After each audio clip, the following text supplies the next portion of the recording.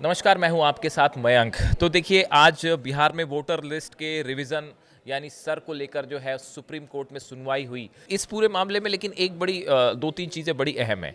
एक बात तो सुप्रीम कोर्ट ने आज इसमें जब सुनवाई हुई, जस्टिस सूर्यकांत जो है उन्होंने कहा कि आधार को निर्णायक सबूत के तौर पर स्वीकार नहीं किया जा सकता। चुनाव आयोग का कहना सही है, इसे सत्यापित किया जाना चाहिए। यानी सिर्फ जो है वो आप ये नहीं कह सकते कि आपका आधार जो है वही निर्णायक सबूत होगा, उसको आपको वेरीफाई करना पड़ेगा। तो इस मामले पर जो है सुप्रीम कोर्ट वो चुनाव आयोग के साथ खड़ा हुआ दिखाई दिया। अब सुप्रीम कोर्ट की तरफ से इस पे अब क्या बड़ी चीज़ें होनी है। पहली बात, सुप्रीम कोर्ट ने कहा कि हम इस पूरी प्रक्रिया की जाँच करेंगे और सुप्रीम कोर्ट इसके बाद वैधता पर विचार करेंगे।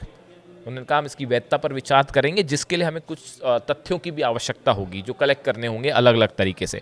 सुप्रीम कोर्ट ने चुनाव आयोग से कहा हमें कुछ तथ्य और आंकड़े चाहिए होंगे। यानी सुप्रीम कोर्ट जो है वो चुनाव आयोग से कुछ आंकड़े चाहता है, जिसके आधार पर इस पूरी प्रोसेस का एनालिसिस होगा। इसकी वैधता के बारे में सुप्रीम कोर्ट की तरफ से फैसला आएगा। तथ्यों के आधार पर ये समझने की कोशिश होगी कि ये जो पूरी प्रक्रिया हो रही है सिस्टमेटिक तरीके से हो रही है, नहीं हो रही है। क्या इसमें से कुछ ऐसे लोगों के नाम कट जा रहे हैं जो नहीं कटने चाहिए? क्या किसी को ऐसी स्थिति तो नहीं बन रही कि जो मतदान देने का अधिकार है लेकिन वो मतदान नहीं कर पाएगा?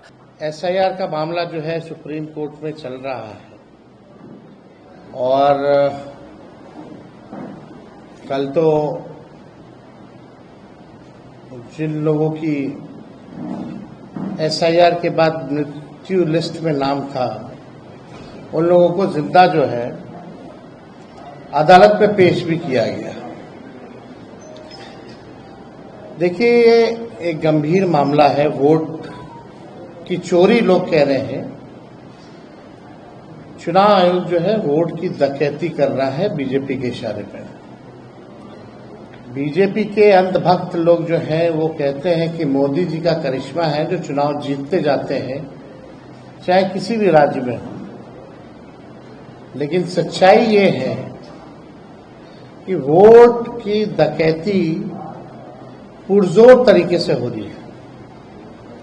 अब जब खुलासा होने लगा है तो बीजेपी की बोलती बंद है। आज तक इलेक्शन कमिश्नर जो है प्रेस कॉन्फ्रेंस नहीं किए। आज तक ऐसा कभी नहीं हुआ। और आज आप देखिएगा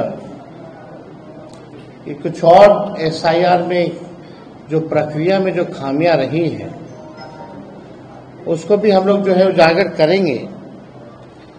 लेकिन पहले बीजेपी का एक फॉर्मूला होता था चुनाव हराने का। सीबीआई, ईडी, इनकम टैक्स को लगाया जाता था। जब ये सब बेकार हो गई एजेंसियां, तो इलेक्शन कमीशन को जो है आगे जो है किया जा रहा है। वोट की चोरी, वोट की डकैती इलेक्शन कमीशन ने 2020 में भी किया था।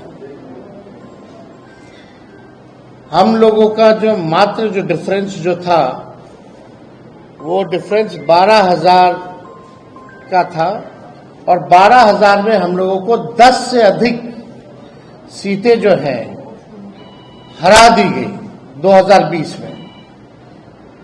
कोई 12 वोट से, कोई 50 वोट से, कोई 100 वोट से, कोई 500 वोट से।